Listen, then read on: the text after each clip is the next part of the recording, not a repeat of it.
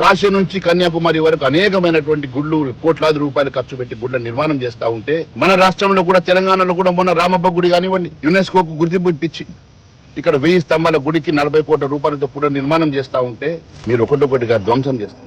కేవలం భూమి కోసమే చేస్తున్నారా లేకుంటే కేవలం మా సంస్కృతి సంప్రదాయాల మీద ఒక దాడి చేయాలని ఆలోచన చేస్తా ఉన్నారా? దీనికి సమాధానం చెప్పాలని అడుగుతా ఉన్నాం. ఈ రోజు ఈ రకంగా స్ట్రక్చర్ ని మాత్రమే కూలగొట్టామనుకుంటున్నాం, కానీ మా నమ్మకం, మా విశ్వాసం, మా సంప్రదాయం, మా సంస్కృతి ఇలాంటి వాటిని మీరు ఈ రకంగా ధ్వంసం చేయడం అంటే ఇది మా జాతిని, మా హైందవ మతాన్ని మీరు కించపరిచినట్టుగా మేము భావిస్తా ఉన్నాం. మేము ఎట్టి పరిస్థితుల్లో ఇక్కడ ఉన్న నిర్మాణమే కాదు, ముఖ్యమంత్రి గారు దీనికి అపాలజీ చెప్పాలా, దీని మీద కూల్చిన దానికోసం ఒక కమిటీ వేయాలా, కూల్చిన వారి మీద చర్య తీసుకోవాలా, అధికారుల మీద చర్య తీసుకోవాలా, మీరు ఖచ్చితంగా పునర్నిర్మాణం చేసి తీరాలా.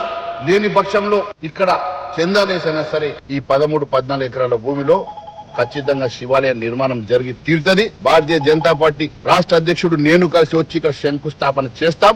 ఖచ్చితంగా ఇక్కడ పునర్నిర్మాణం చేస్తామని తెలియదు.